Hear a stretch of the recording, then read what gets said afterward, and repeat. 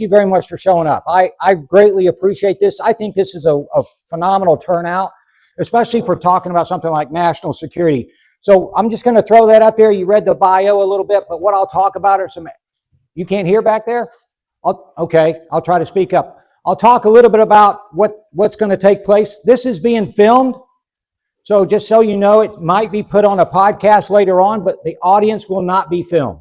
All right, so when you ask a question at the end of this, we're not going to put anybody on film except for myself, which is probably going to break the camera anyway on that. If you have your cell phones, just if you put them on vibrate or mute, I would appreciate that. Obviously, if you get an important phone call, take it, please. I'm not going to, be hurt about anything of that nature as we work our way through. I'd like a discussion, but with the size of this group, if you could hold your questions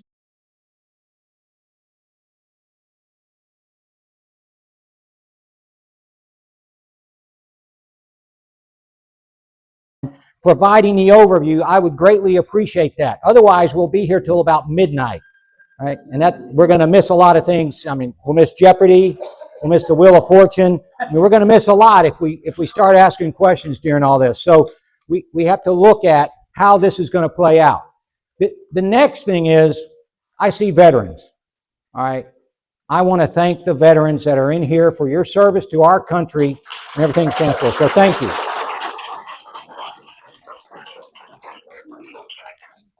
And we've got a young active duty captain, Army captain coming in, Tom Gerardo. When he gets in, I'm just going to stop where I am and say thanks to him when he shows up right here. He's in the middle of PCSing right now. If you've ever served, you know how a mess PCS can be. So he's in the middle of that, but he's going to swing by. So without any further ado, yes, ma'am. The chairs. Oh, I'm sorry. Yes. At the end of this, if we could all just stack the chairs at the end, that'll be great. Otherwise, Dan Stotch will do it by himself.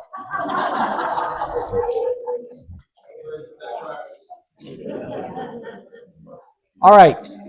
So I'm going to talk about national security. I'm going to talk about the global threats, what we're looking at as kind of a nation right now. So for a little backdrop, and I hope you all took a notepad because there's going to be a test afterwards. All right. Now, it's multiple choice. Don't worry about it. All right. So for context, I want to talk, and I'm not going to belabor the point on national security, just to let you know that we in intelligence work under the guidance of what our leaders say are our national concerns. And that forms a national strategy. That's kind of the backbone of what Intel looks at and how the military prepares to defend our national security and national interests. So there's you go through a lot to get to what their strategy is. There's 4 elements of national power. This has proven true for decades. And they call it DIME. But I'm going to change that a little bit, and I'm going to call it timed. But what the traditional DIME stands for is your diplomatic power, information power, your military power, and your economic power or your economic strength. I throw in T now because technology. Technology has such a rapid evolution, and you can see it, the challenges across technology, across all the great powers now in the competition. So I want to change DIME to timed and let you know that you can go to any nation in the world, throw out this acronym, and kind of evaluate their strength based on how good they are in economics. So the United States, an unrivaled economic power. All right, that gives us a lot of strength. Militarily, no military to match the United States in the world. So you look at that. Go to the Democratic Republic of the Congo. Not such a great economic power. Not such a great military power. So you can kind of start to see how nations rank out there, but then the levers of power that they have to play against one another. So we look at that in context, and you can kind of rank the nations as they go. But you can also see economics are playing big in a power struggle today between the United States and China and how the tariffs are playing out. So you can see that as the background. And real quick, Tom just arrived. Tom Gerardo, right there, Army captain, on his way, PCS, serving. Thank you.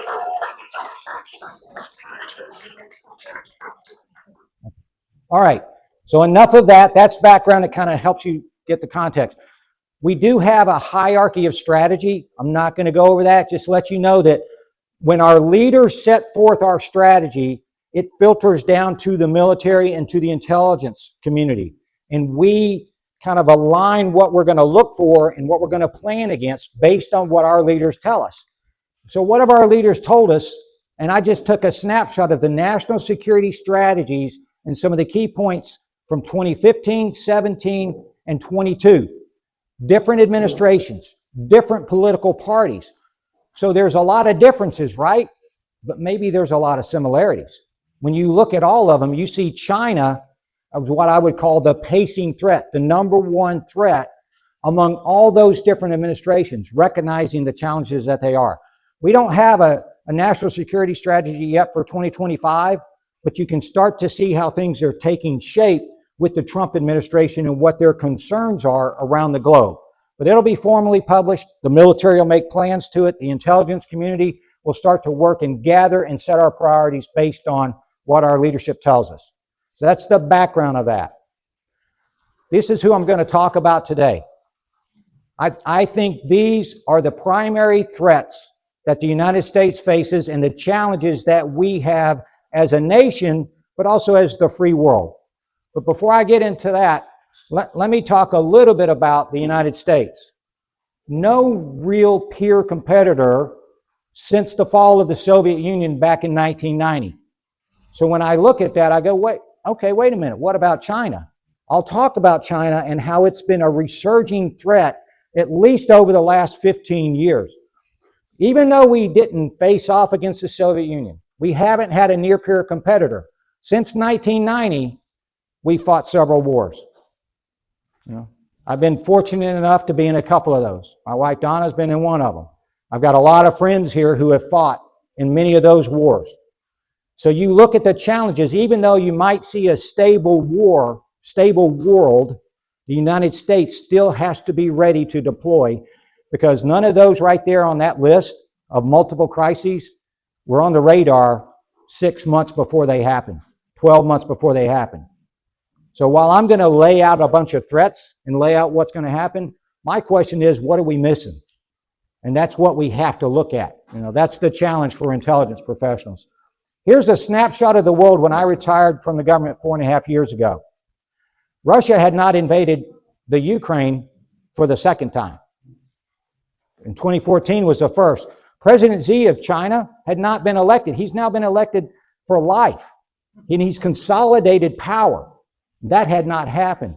North Korea only had a couple of intercontinental ballistic missiles and medium-range ballistic missiles. Now, those missiles number in the tens. Right? They have more nuclear weapons now than they did when I retired. And I'll talk about North Korean nuclear weapons because they do have some. Iran only had uranium enriched to 6%. Now it's at 60%. I'll talk about that a little bit, and something that I just posted, and by the way, I'm starting a small consulting firm called Castle. I just posted a newsletter that lays out the detail of the Iranian nuclear program. They now have enough enriched uranium for 6 nuclear bombs.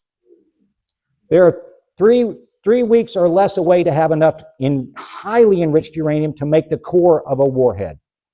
So that's how much they've progressed in that time out there.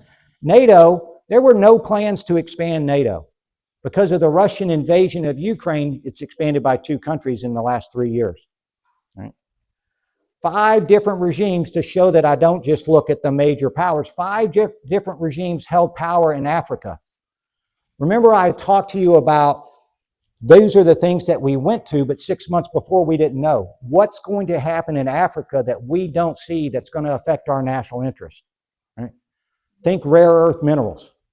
That's a big deal right there. COVID-19 came. Maybe it's gone, maybe it's not. That changed the dynamics of everything.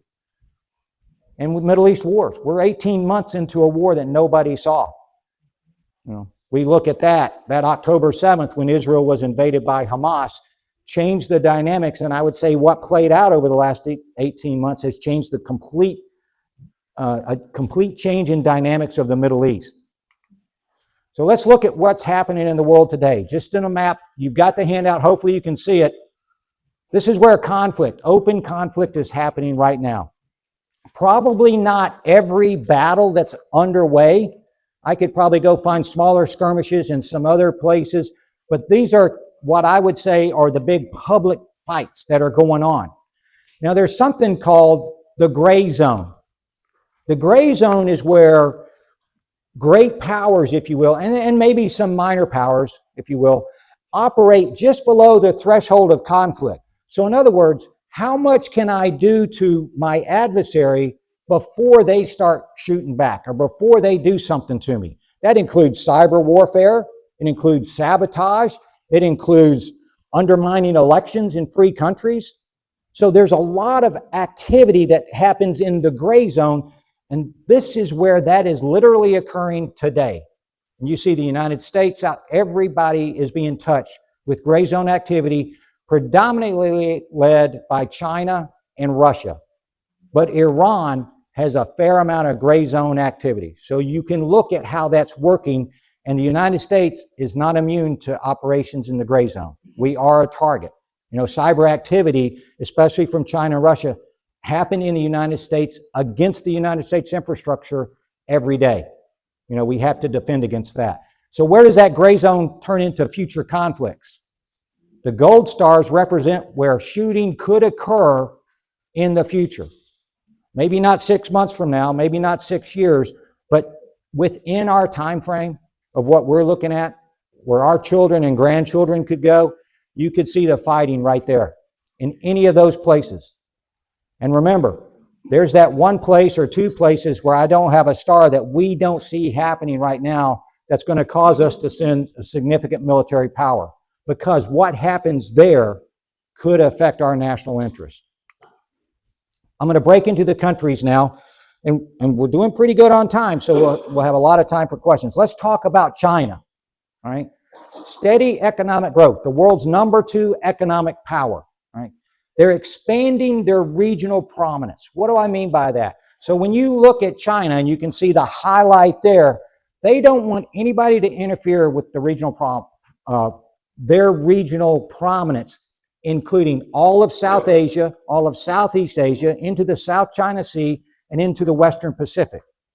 China believes, and they act, and they communicate this way, that that is their sphere of influence. I don't want anybody coming in and messing with that.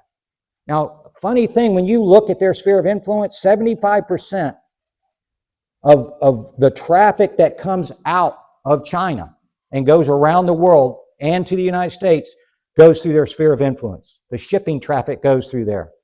And they have tried to militarize one of the big shipping zones that passes through the South China Sea. South China Sea, just so you know, when I was a captain in the 80s in the Marine Corps, I was told, hey, go brief this because some Filipino Marines are getting harassed by the Chinese on some, I think it was St. Thomas Shoal. And I said, where's the St. Thomas Shoal? And what? They're on an old World War II LST. That's a tank carrier. I'm going, what? And it's rusted out and they're doing that. I didn't know where the South China Sea was. Because at high tide, the islands don't exist. It's a bunch of reefs. China has militarized that, built artificial islands throughout there, put airfields, naval bases, and missile bases all throughout the South China Sea. And they've said that if you transit this area, you are in our territorial waters, which only exceed 12 nautical miles out from any country, right? So that's international law. But if I have all these islands scattered throughout the South China Sea, my 12 miles just peppered across that entire region. And they're backing it up with military power. So you look at that. Their military capability, you know, back in the early 2000s, China wasn't near capable of what we could do militarily. Over the last 15 to 20 years, they have gone through a systematic program of militarizing and improving their military capability. Now, they steal a lot of technology. They take technology from Russia. They do that. So, you know, they take what technological advantage they can get from us to save their research time. But the thing is, they built that. Who have they built that to fight against? The United States. All right. The United States, by the way, except for the global war on terrorism, where we fought certain ways, we fought terrorists, We haven't changed how we fight a war since, I don't know, Desert Storm, Vietnam, World War II. You know, we're going to go in, air power, naval power, you know, take down the leadership, take down the corridors, go in, get our ground forces in there and move and win. China built their capability, their military, to fight one group, and that's us, the United States. They have a missile array along their entire east coast loaded with missiles that are called carrier killers.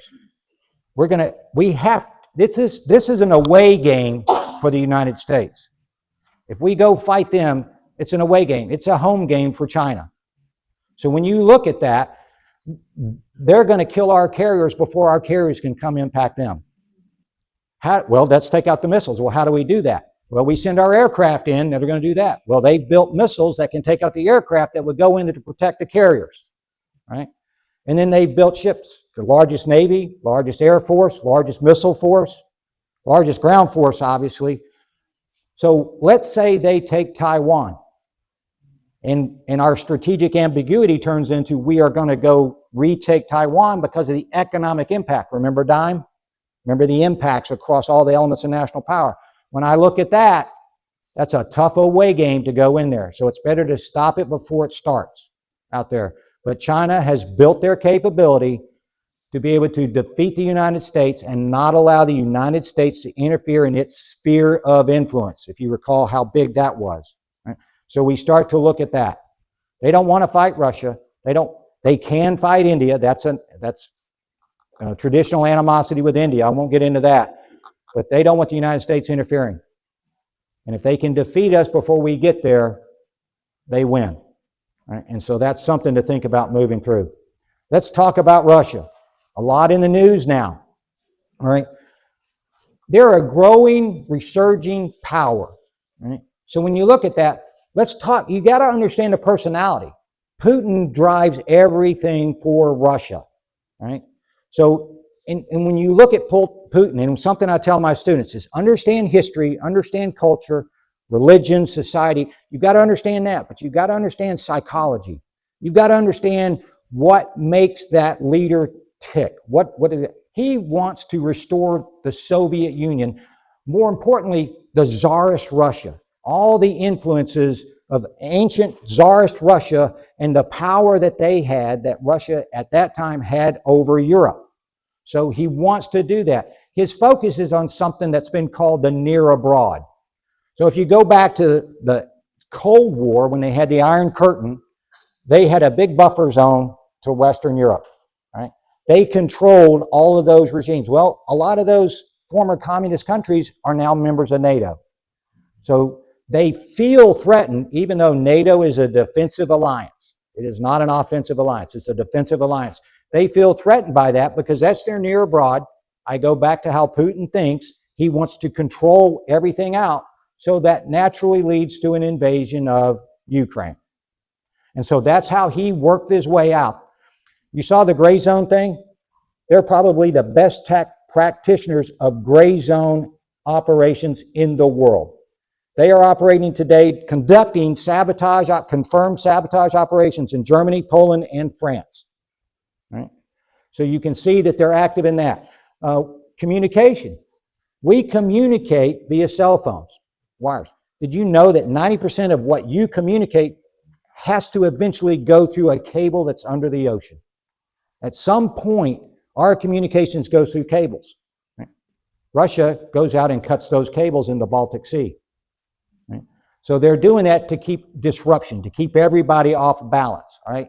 Their economy is in the toilet, except for energy. Right? Energy is what keeps them afloat. And the fact that they have a chokehold on Europe for energy. So Europe reliant, you got to realize, if I go back to the 90s, communism lost. Cold War's over. Let's bring Russia into the fold. Everybody thought that would be good. Let's bring them up economically. Let's help them, because through economic partnership, we'll have peace. Well, they forgot this guy named Putin was going to come into power at some point. And he didn't like the direction that Russia was headed. So now, through that energy, they have a stranglehold on Europe. So Europe wants to support Ukraine. Well, how do they not have their gas cut off in the winter from Russia? So you can look at an economic linkage there. What can the United States do to help the European countries out to not be reliant on Russia and then not be subject to Russia's pressure? So there's a cascading series of events that has to occur there. The Ukraine war, though, has exposed weaknesses. Hundreds of thousands of dead Russian soldiers and Ukrainians. Right? I mean, Putin started this. He has no regard for human life. Much like Hamas has no regard for human life, he has no regard for human life. They take their recruits, they push them out there, they give them a little bit of training, they push them into the front lines. Right? And so what has happened is, they're fighting like World War I. Mass online assaults where you just get up there, and what I call those troops that are doing it, I call them bullet sponges. Because the Ukrainians are just going to try to mow them down as fast as they can, and the Russians are going to put more thousands and thousands of troops in there to overwhelm. Maybe the Ukrainians will run out of ammunition before the Russians run out of troops. And that's the war. It hasn't moved but a few kilometers east or west in the last year and a half. So you look at that, except thousands and thousands die. I don't want to say he emptied out his prisons because that would mean everybody's gone. They went to the prisons to grab recruits and throw them into the front line with even less training than their forces because they needed more bullet sponges. So you look at how that is. So they have weaknesses. Their equipment, weaknesses. So you can kind of see how that plays out for the Russians. But what do they have that keeps them in the game? Russia has nuclear weapons. Right? They are a nuclear power. They actually have the most nuclear weapons in the world. Yes, we have nuclear weapons agreements with them to reduce the number of ICBMs, long-range cruise missiles, and that. That does not count the tactical warheads. The thousands of extra tactical nuclear warheads that Russia has that are not accounted for, nor are they limited. And there's one thing that Putin will bring up every once in a while, and that's the nuclear threat. If NATO does this, if you give Ukraine F-16s or you give them long-range missiles, we're going to use nuclear weapons. And that kind of becomes a game of chance. Do I do this or do I not? And this is an assessment, do not believe that Russia will escalate to nuclear weapons because they're not at that level yet. And they know what the retribution would be for that. But what I will tell you, okay, I'm assessing that with about 80% confidence. The 20% that holds me back is Russia believes nuclear weapons are a viable option in combat. There's an old expression that we used to say in the U.S., Russia will escalate to de-escalate. That means I'm going to escalate to nuclear weapons so that I can de-escalate the fight. And the Russians told us, this, I think about 11 years ago, the Russians told us, you Americans have that wrong. We are going to escalate to win. That's what the statement means in Russian. And we misinterpret it. So yeah, there's that 20% chance that Russia will employ nuclear weapons to get to the point where they need to win the battle. I don't think we're there yet, but I just want to throw that back out there. Let me talk about Iran. Big in the news recently, especially since we have the nuclear weapons talks that just started last week. We'll see how they play out. But what Iran wants, since the overthrow of the Shah regime in 1979, the ruling Ayatollahs, they desire to establish a Shia crescent. Now, real quick aside on Islam. There's Sunni and Shia Islam, and that's a struggle within itself across the Middle East or anywhere there are Muslims, all right? The Iranians, actually they're Persian, but the ruling Ayatollahs are Shia Muslims. They want to establish Shia crescent from the Arabian Gulf all the way over to the Mediterranean Sea, and while they're doing it, eliminate Israel. Eliminate any U.S. influence in the Middle East and control this entire area, right? That's their overarching goal, and that's not going to change. That's been there since 79. And it's worked its way up. They have had destabilizing efforts across the Middle East since that time. 1979, they overthrew the Shah, took Americans hostage, the embassy. We all remember that very well, and we look at that. But what you don't realize is they also created their relationships with what I call their proxies, or commonly called their proxies, the Lebanese Hezbollah, Hamas, the Houthis down in Yemen, which came later on that. They have proxy forces in Yemen, Syria, Shia-backed Iranian militia is what we call them. Or, no, Iranian-backed Shia militia, excuse me. So we look at that. They're all out there. Hezbollah, in its fledgling state, 1983, Marine barracks bombing in Beirut. Guided by Iran, executed by the precursor to Lebanese Hezbollah. Right? So that goes back, and you can see the dynamics that are at play in the history that Iran has through that. Right? They have growing alliances, and this kind of concerns me, with China and Russia. And I'll talk about a what-if scenario back at the end. But they have conducted at least twice annually naval exercises with both China and Russia. In the Arabian Sea, the Gulf of Oman, you look at that, they've conducted those. Now, they're not sophisticated. I don't want to say that they've got this ability to fight as three countries integrated, but the fact that they're working together is important. They get their weapons now, their sophisticated weapons from Russia. They're the most prolific missile force in the world. Thousands of missiles of short range, medium range, and longer range. And you might hear that they're working on their space program. Why is Iran working on a space program? Because the technology that puts a rocket with the capability to launch a satellite gets you an ICBM that reaches the United States.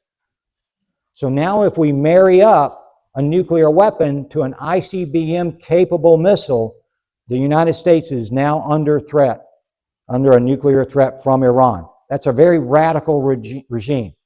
I will say that nuclear weapons is their objective. I do not have a positive outlook that Iran is going to be willing to give up their nuclear weapons program as they go, especially with what they're doing right now. You know, I talked to you about how they've been enriching that.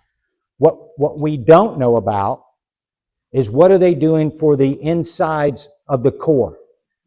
You know, there was the JCPOA, Joint Comprehensive Plan of Action. That was what the Obama administration got back in 2015.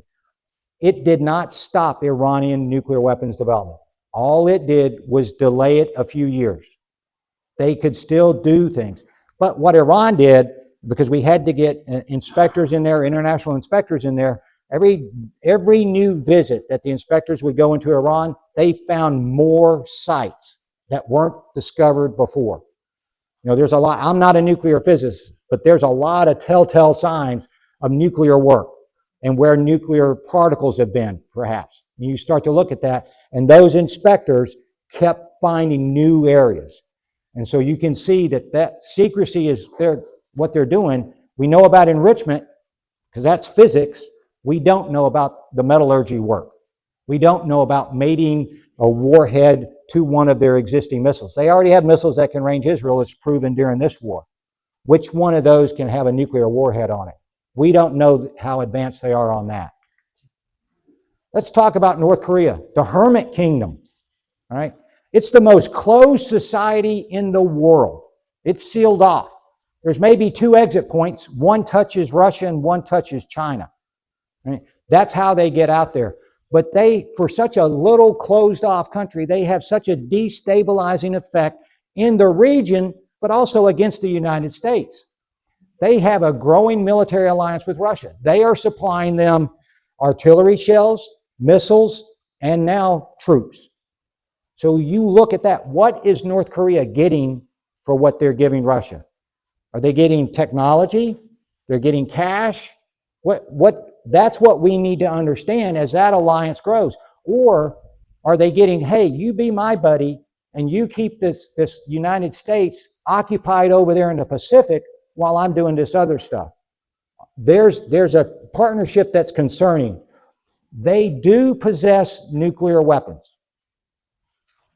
The unclassified numbers, and you can find this on the internet, so I'm not violating security, okay, is approximately 50 nuclear weapons. And they have the capacity to make about 6 or 7 a year. Now, they don't have the technology yet to make those nuclear weapons and put them on a missile warhead. So we're talking Hiroshima-type bombs. Have a bomb, get it across the DMZ, and drop it in South Korea. About 50. And so that's a legitimate threat. Are they getting, when I talk about this military alliance with Russia, are they getting the technology to be able to mate a warhead to one of their missiles? Because it's the same basic technology that North Korea used, that the Soviets had, that Russia has. Matter of fact, we took apart and looked at some of their engines through pictures, and you can see that those are the same exact engines for their missiles that the Russians used, the Soviets used in the 60s. So you can see that there's that strong alliance out there. They're within striking distance, obviously the DMZ, with mass conventional forces and artillery and missiles. Right across the DMZ. Seoul is in the northwest corner of South Korea. Population over 9 million. If North Korea wanted tomorrow, they would pull their artillery out of all the shelters in the hills and mountains that sit above the DMZ, and they could probably in about 4 hours, because this would be a surprise attack, kill about 200,000, kill, not wound, kill about 200,000 residents of Seoul. And that's conventional. That's not talking about those weapons. So you can see the threat that's right there. Their cyber capabilities, this is a podunk, backwards, closed society. I mean, probably, down in lower Alabama, we wouldn't even count them, right? They steal billions of dollars a year through their cyber theft. That's what gives them the ability to continue funding this, and gives KJU, Kim Jong-un, the leader of North Korea, the ability to live in pure luxury, right, while the people starve. So you look at that, yeah, they're not running out of money, no matter what the number of sanctions that we place on them. Let me shift a little bit from countries and talk about an everyday threat to us, and that's the cyber world. This is kind of the great equalizer for everybody, right?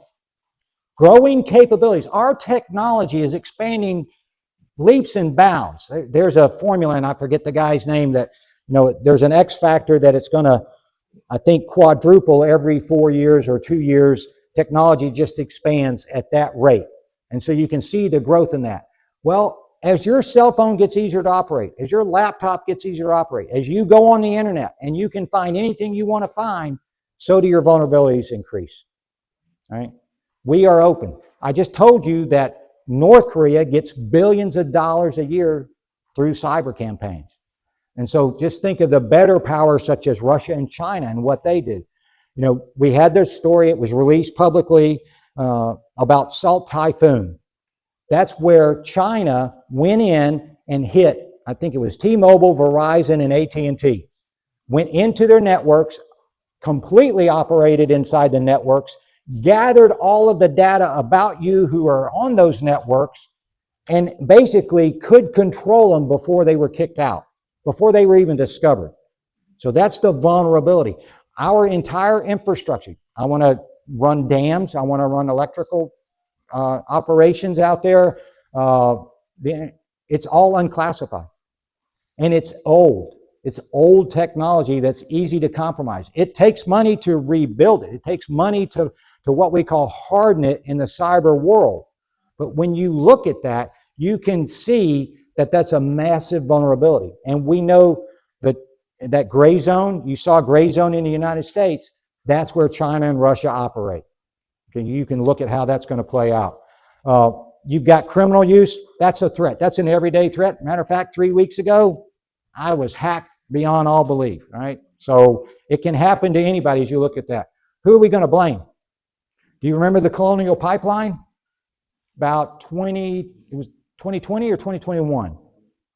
They shut down, this hacking group shut down the Colonial Pipeline, right? That's great. We had gas prices go up, couldn't get gas around here at all. Starting working that. Who did it? A Russian hacking group.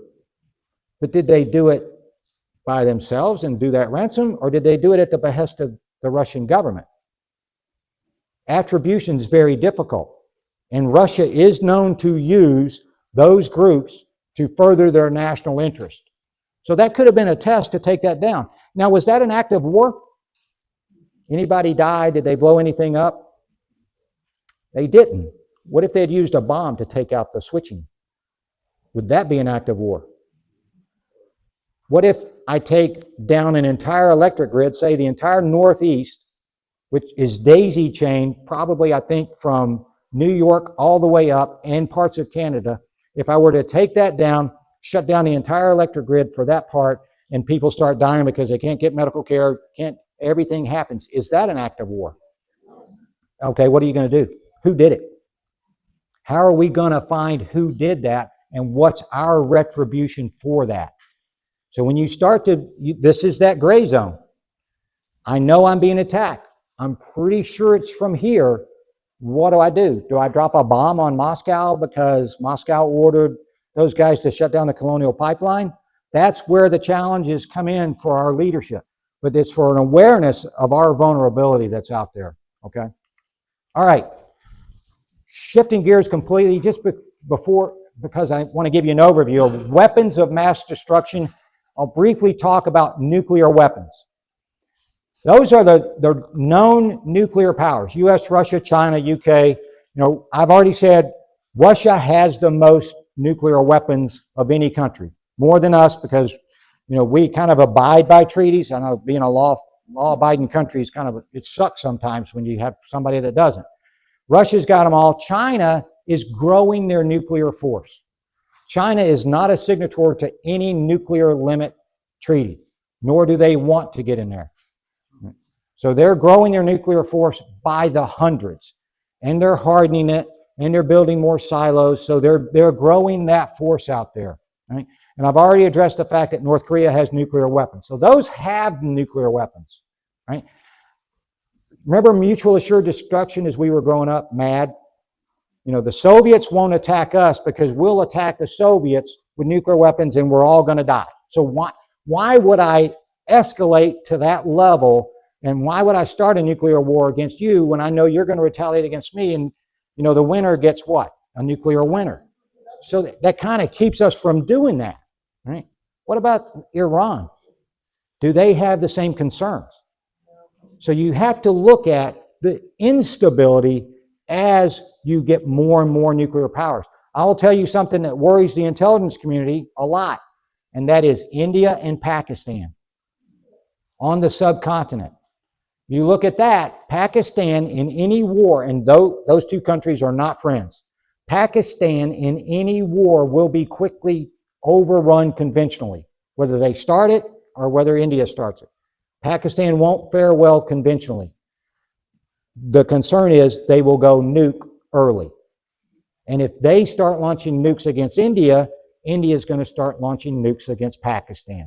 And then you've got the entire South Asian continent, part of the South Asian area, two major countries, billions of people under a nuclear attack. That's kind of the instability that concerns us. That's what we need to look for, because we don't have any control. We don't have any influence over what they're going to do. And so you have to look at the countries that have nuclear weapons and their stability factor is what I would call. North Korea, when are they going to go? When does using nuclear weapons outweigh what North Korea is going to lose?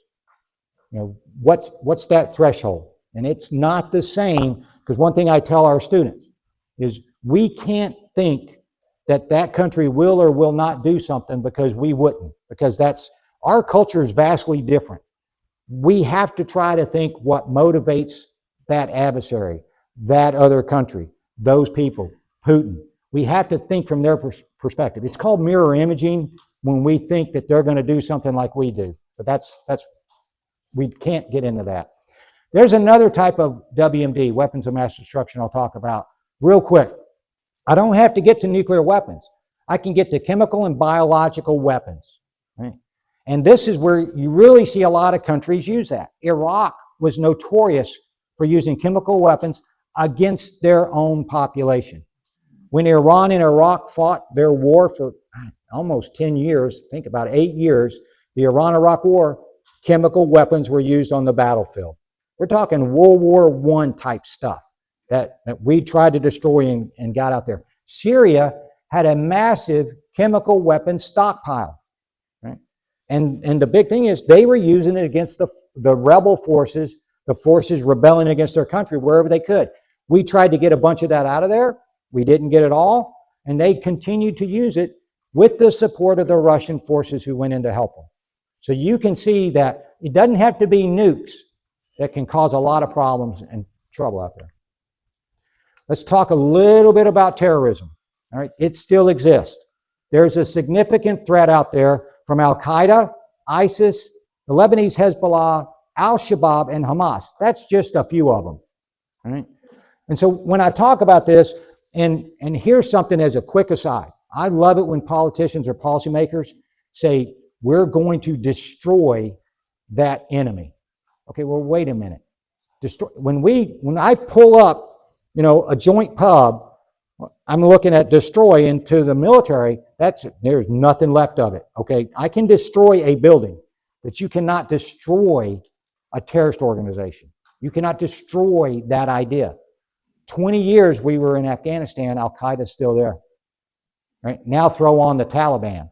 Now throw on ISIS-K that is operating in Afghanistan. Throw on ISIS that is still active in Syria. And oh, by the way, I've got Al-Qaeda and ISIS elements scattered in various countries throughout Africa. So they exist.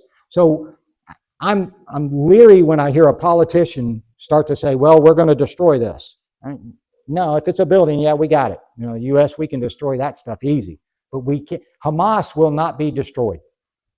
No matter how much Netanyahu says, we're going to destroy them. No, they're not.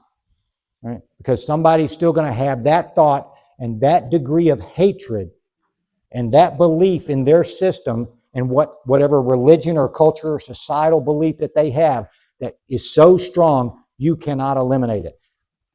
We don't get that. Well, maybe Alabama fans get that against Auburn, okay? But other than that, we don't get that out there. We don't understand that kind of visceral hatred out there because our society is just not like that. But they're out there. Let's talk about transnational criminal organizations real quick.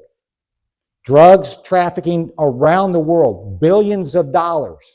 Some of this goes to support some state sponsors out there. Look at what the Trump administration just did to the drug cartels in Mexico. Declared them terrorist organizations. They've got a military, they've got intelligence capabilities, they've got a logistics network that I'm telling you some of our transportation companies ought to follow because, they move stuff, they move product all over the world and it gets there, right?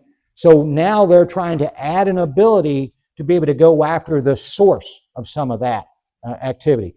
But criminal organizations is something that we have to be aware of also because that's a destabilizing effect, especially if they start to work with one of those unstable regimes, which we have seen alliances of convenience before.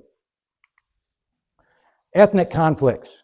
Just a real quick thing about ethnic conflicts. The colonial powers in the world, mainly your European powers, they had all sorts of colonies. The United States, we had some out there. But when you look at the maps of the world, who drew those?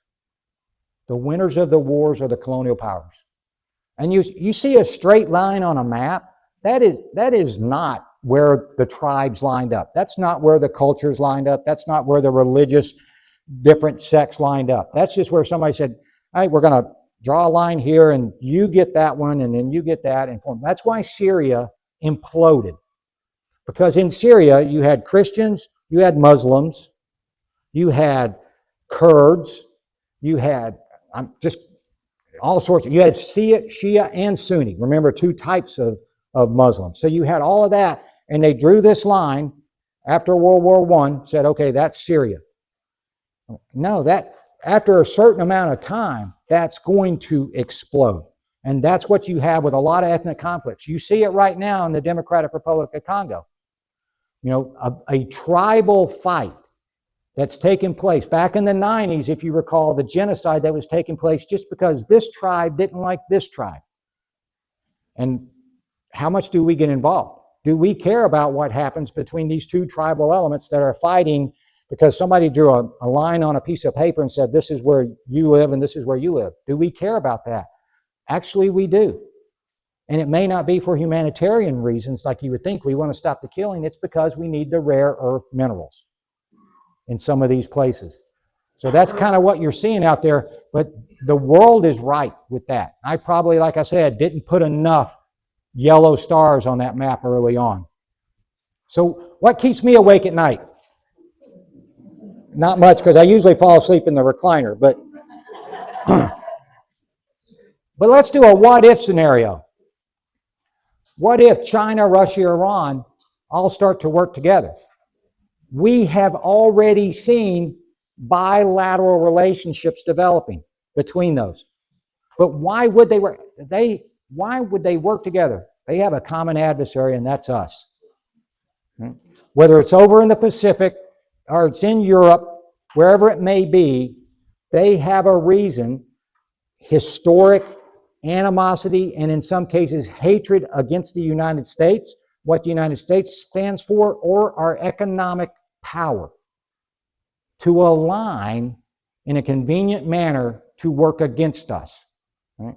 That worries me, because if our leadership doesn't think strategically, and by that I mean I'm going to take an action now, I'm going to take an action tomorrow, what is going to happen 6 months or 6 years from now because of what we do today?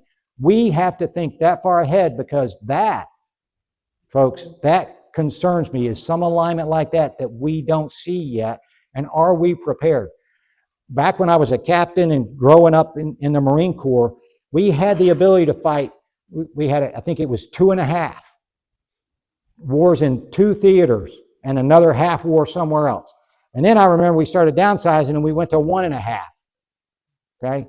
Then Desert Storm came. We said, okay, we're never going to fight a war like that. I don't know if we've got a 1.0 now. From how the military has steadily gone down in its ability. But when you look at our focus in the Pacific, we have to put, it's a different fight. We have to put that, and that fight will be different than one on the continent of Europe, or one that's counterterrorism, or one that's in the Middle East. So you have to look at how we're structured for the future as we move our way through that. So that's something I just think about strategically that we need to be concerned about. That's enough of me talking. So I'm going to turn it over and give some questions right now. And if you've got questions, we'll go. Yes, sir. What is the predominant strength of the United States in relationship to these other countries? I mean, the way you presented it, I'm like shaking over here, because you got China, Russia, Iran, North Korea, cyber attacks. Okay, so I mean, we could be sitting ducks, or we can have some degree of strength that they are concerned about as well. And what is that? Well, number one, I'm going to say it's our military's ability to fight. Okay, because of, I don't want to get too far into it, but the way we fight is a little bit different than, say, a regime that channels everything up, lack of initiative, lack of capability. So our technological prowess that we have with our weapon systems, that's good. We're better than those other countries. The problem is the numbers. The numbers outweigh us against, say, a China fight, both on surface ships, aircraft, and missiles, so to get there. But if I have to put a bunch of soldiers or a bunch of Marines out there in small units and have them fight, I'll put them against any fighting force in the world, because our staff NCOs and our young officers, the initiative and the ability to command and control, like our young captain back there, that's where we have a fighting edge. It's the numbers that concern me, and taking the initiative. If we don't take the initiative, that's where we got to be proactive. Now, where does this whole Greenland thing sit in regard to the balance of power throughout the world? So Greenland is in a strategic location.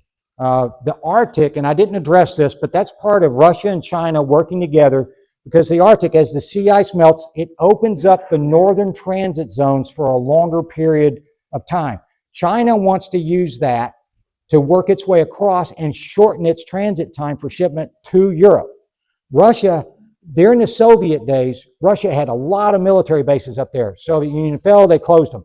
Russia has now gone back and remilitarized several islands in the northern part of Russia along those waterways to prevent anybody but Russia and China from using it should they decide to do that. So Greenland sits right in a strategic location, not just for warning of, say, an ICBM coming over the polar ice cap, but also for the transit area. We need that strategically. That's why we have bases there, used to have more, to kind of go back against that. So you're saying that Russia, which is in financial bad straits, Yep, except for their oil, okay, yep. would spend that much money in defense? Because it allows them, through their economic partner with China, to work on those transit zones up there. They have an alliance with China that they work, but that's economics, and that's going to help them out because Russia needs that kind of help out there. But yes, if Russia can control those northern approaches, that's really what they want. Yes, sir. What do you think of the domestic threat from the open borders and how many people came at that we don't know about? Well, on the domestic side of things, number one, we never should have allowed that to occur and happen out there. What concerns me, though, are what, the gotaways or whatever, is the terrorist elements that can work their way in here. If you go back to last year and the year before, several terrorist plots were uncovered by people who had worked in there. I will tell you now, and I said it back then, that's not all of them. There are terrorist plots actively in this country right now that we have not uncovered. And so that's, how do they feed in there? So that's a concern of how that would happen over time. Yes, sir. So a question, everybody has heard something called the deep state in the United States. Unelected officials carrying out what they believe is their way of doing things. In your opinion, do you believe there is these people in the United States who have the ability to change elections, not only in other countries, but in the United States, have the ability with billions of dollars available, do things to separate us as a country? I am probably the wrong person to ask about that. I want your opinion. My opinion is, I think wherever you are, you have elements working, behind the scenes to try to do things or influence their left wing or their right wing way and ways. We know that money goes in and supports a lot of efforts out there that go. And so there's always an undercurrent in every country that you have out there. It's just how strong that is and what it allows to take place, and how the visible leaders, if it's not a deep state, how they allow that to occur. But there's always going to be something like that we have to be on the guard for. Yes, sir. I know we have nuclear triad for deterrence, nuclear deterrence, but what's your opinion or current intel on Iron Dome technology for protection for ICBM?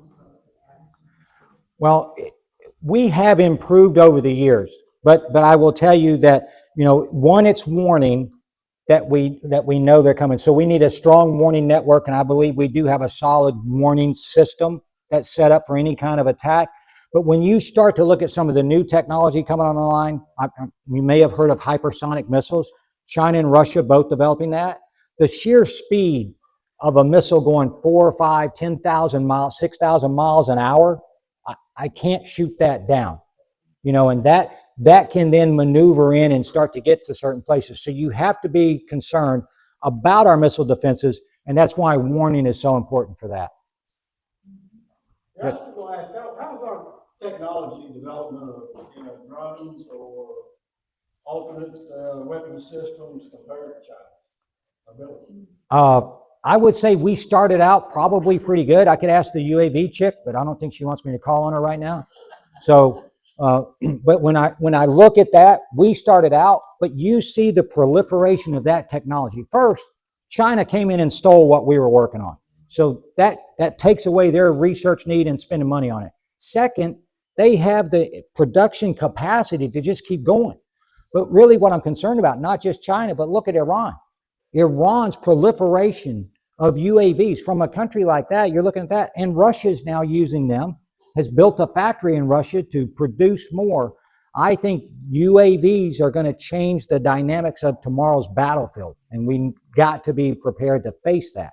From small sizes, doing collection, to kinetic capabilities of all of those, from big ones to little ones. So it's we've got to stay ahead. Yes, sir. What is your opinion All these opinions. In Intel, we're not allowed to give opinions. I just want you to know, I'll give you an assessment, but I'm leery on opinions, but I'll give you a shot.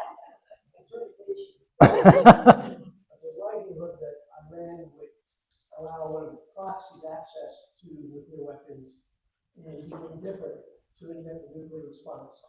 Well, Iran works on a lot of what we call plausible deniability. So they have supported the Houthis during their entire war with Saudi Arabia. That started 10 years ago. And trust me, I know we would watch what Iran was doing, the IRGC, the Iranian Revolutionary Guard Corps, and their Quds Force, their elite of the elite. We would watch what they're doing, the training, the equipping. So they've continued that throughout this. So it gives them plausible deniability while going against their enemies. Iran says we have nothing to do with what the Houthis are doing in the Red Sea, except we know those are Iranian missiles. We know that's Iranian UAVs. We know Iran has advisors there. So we know all of that is a fact. Could they do that? I think there could be a scenario that might could happen as long as they had some sort of plausible deniability, but then we're going to be able to trace it back.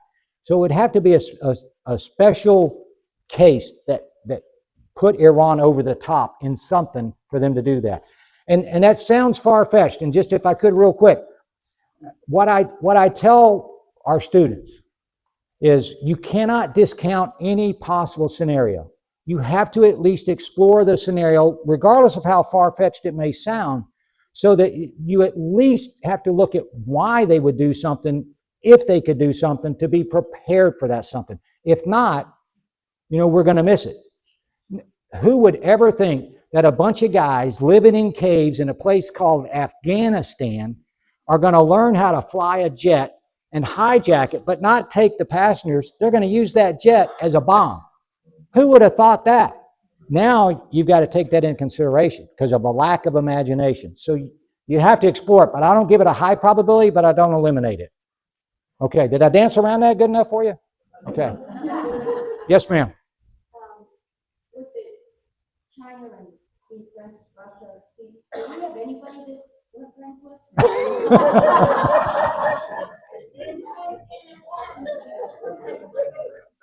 But Trump aggregating everybody with the charts, I mean, they be all mad at us? Well, sometimes we have, like all good families, we're going to have a spat. And we're going to do that. I'm thinking that the economic situation we're in right now is a little bit of a spat. But when you look militarily, I think the strategic approach, this is what we have to look at, the bigger requirement out there.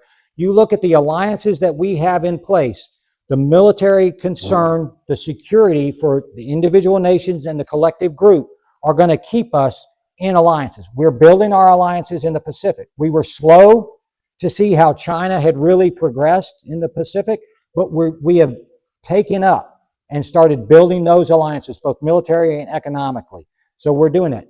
In Europe, it's tough. We do need the European countries to give a little more in what they should be paying in defense. I've got that. So, but I think we're finding that and working our way through it, because the bigger threat and the alternative to that is we lose our allies, we lose our economic, and they lose their sovereignty. So. Yes, sir. I think you might have already answered this, but what are your views on the capability and the ability of the United States military now as it stands? It's the greatest military in the world. All right. We need more. Okay. I need more people. I need more weapon systems. I need to start producing. I'm going to increase the budget. I'm going to say, let's get some more people. Let's increase the size of the military by 10, 20, 100,000 or whatever. I'm going to buy more ships. I'm going to buy airplanes. That's not going to come online tomorrow. It's not going to come online next year. The decisions made now take years to start to have an effect. So I think as a fighting force, there is none better than the U.S. military, all right? For a lot of the reasons I talked about earlier, initiative, capability, training, some of the technology we have, and just the true grit of the American warfighter. All right. So when I look at that, we've got it. But can we take care of the overwhelming numbers? And like I said, if we have to go against China, we're fighting an away game. So what are we doing? And so one thing I would say we might be a little weak on, because it's related to cyber, is logistics. How do we get our logistics to the fight? You know, we can get our forces there, but can we give them the beans and the bullets that they need? Just as an aside to that, do you see robotics in that field where we need 100,000, where robotics will become the fighting men and women of the military? DARPA is a big research agency for the Defense Department, and I'm sure they're working on something, but robotics cannot take the place or take on the initiative of a U.S. warfighter. So there are ways when we talk about UAVs, whether it's an unmanned ground system, aerial system, or water system, that we can use in that capability. So there's ways we can use that to augment. I don't think, my opinion, they'll ever replace. Let me go to the back real quick. Yes, sir. If you talk politics, with the last administration, the Cronin administration, how much did they hurt our military? COVID vaccines? I would say we stagnated over 4 years. I didn't see a lot of military growth as I worked my way through that, going through that. So I would say stagnated. And in this world, if you stagnate, you're actually going behind, right? You have to have a continual progression to move forward. But they did the military no favors during that time. A little bit less focus on war fighting, right? And so we've got to get back into that culture, and we've got to start legitimately building up. So not just, I'm going to put more money, but that money's got to translate into equipment and personnel that's going to take 2 to 3 to 5 years to get onto the battlefield. How did China ever get to buy all this property in the United States? They own it, and then some of it's by our military bases. Who the heck is making decisions? Your congressman allowed them to do that. They wrote the laws that allowed that to happen. I'm not saying you're a congressman, but that they did that legitimately, and they did a concerted effort to buy the land near military bases. Once we discovered exactly who owns those companies and what they're trying to do, you've seen an effort to try to block that. There's a lot of effort that China does because we are a free society. And so China comes in and takes advantage of that for nefarious reasons. China is not doing anything in the United States to be our friend, right? It's about what furthers China. So the laws allow them to do that. Just say unilaterally, you lost your property, get out of here. That's going to have to take that to Congress. We can say it, but the laws allow that to happen, and that's where things go. So I'm not a congressman.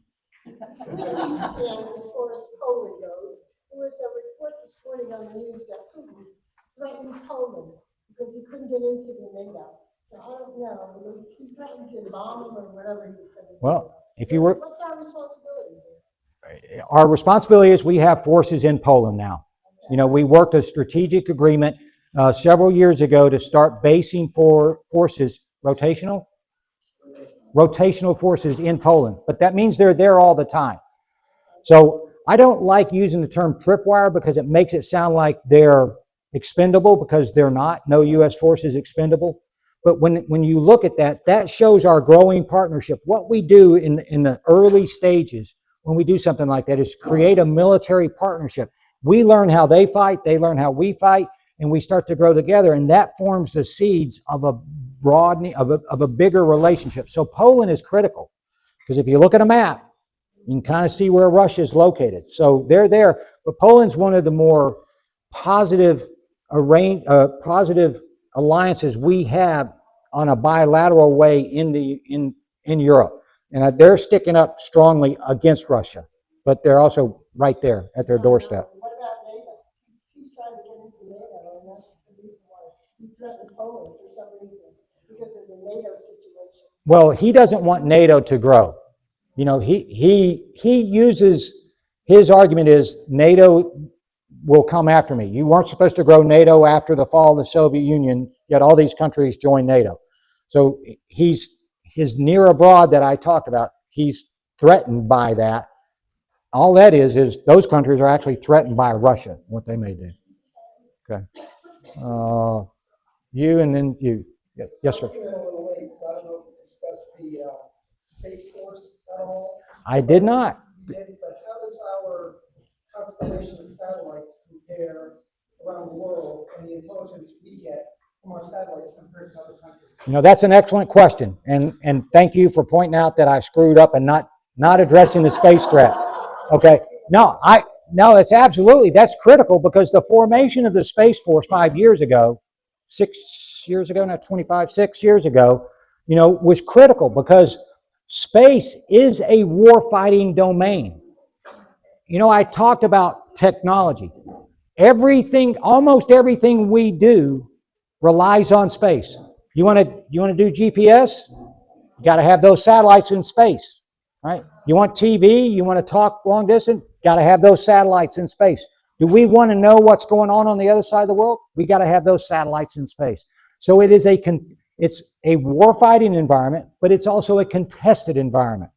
China and Russia. It used to be U.S. and Russia, premier space powers. China surged past us 6, 7 years ago.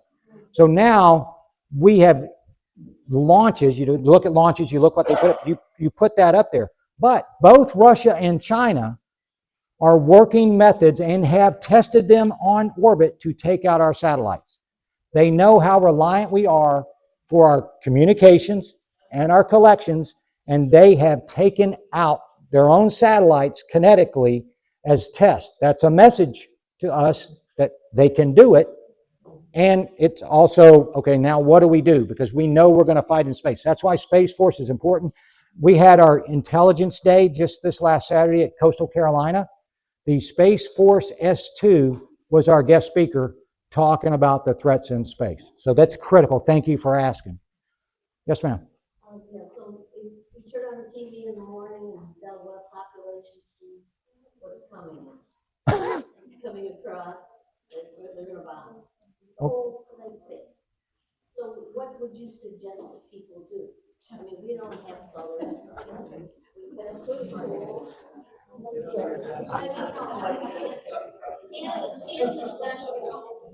Well,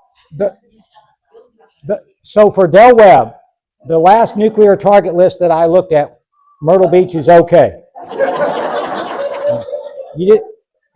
That's why we retired here instead of Huntsville, Alabama. Okay, because Huntsville's on the list. All right, but no. We have the balloon. Yeah, we have the balloons. Stay away from the population, the large population centers. One, that type of scenario is not going to happen without a lot of precursor intention that's taking place. We're not at that level right now.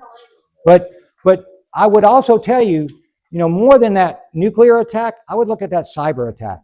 And I would make sure that you are protected, cyber-wise, your economics, your banking, your personal data, that you have protection and backups to that, because we are all vulnerable and we could wake up tomorrow and not have anything like I did 3 weeks ago. So, okay. I got hacked. Yes, ma'am.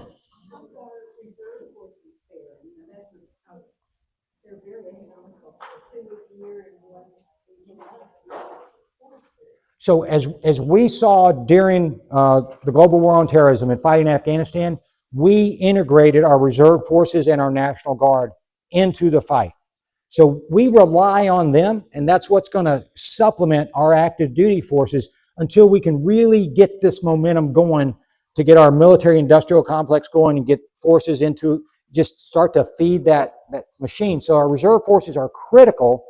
So they're going to train, but whenever we bring a reserve unit or a National Guard unit on, we have to put them through some additional training. We can't take them straight in and send them into combat like we do our active duty forces.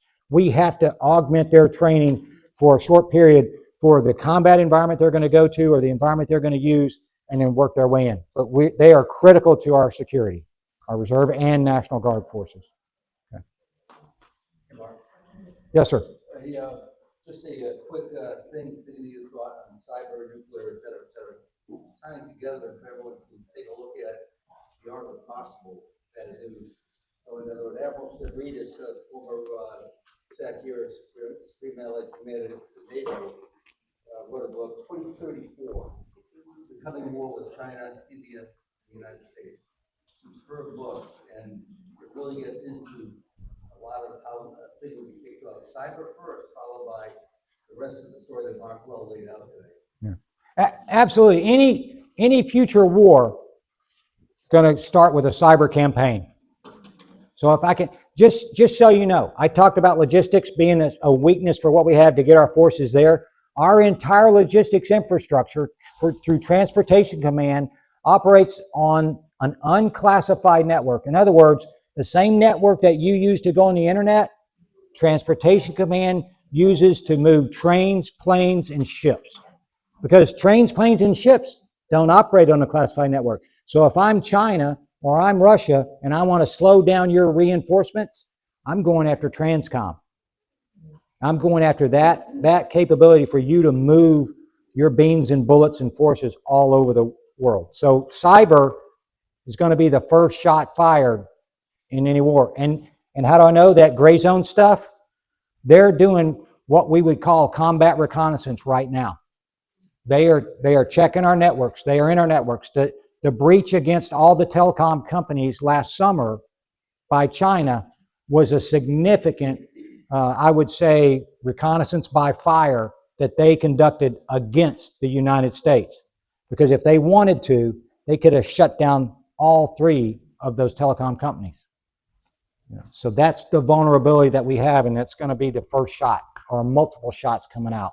Thank you. Yeah. Last question, I'm told. Last question. Yes, ma'am. So 2034 will keep you up at night, but it's a good book. Okay. The other thing I would suggest, if you're interested in what we're doing now, there's a book called The Strategy of Denial. It's written by Elbridge Colby. What some people are referring to as chaos actually has a plan. And some of it Mark alluded to is give less to Europe, make them stand on their own 2 feet so we can focus on the big problem, which is China. And the book is all about how to deny China from regional homogeny, getting to where their goals want to take them. So if you want to scare this or not be less, be a little less scared, read The Strategy of Denial. It's a little tough. Okay, so that's, you giving me the hook? Okay, you got the hook. All right.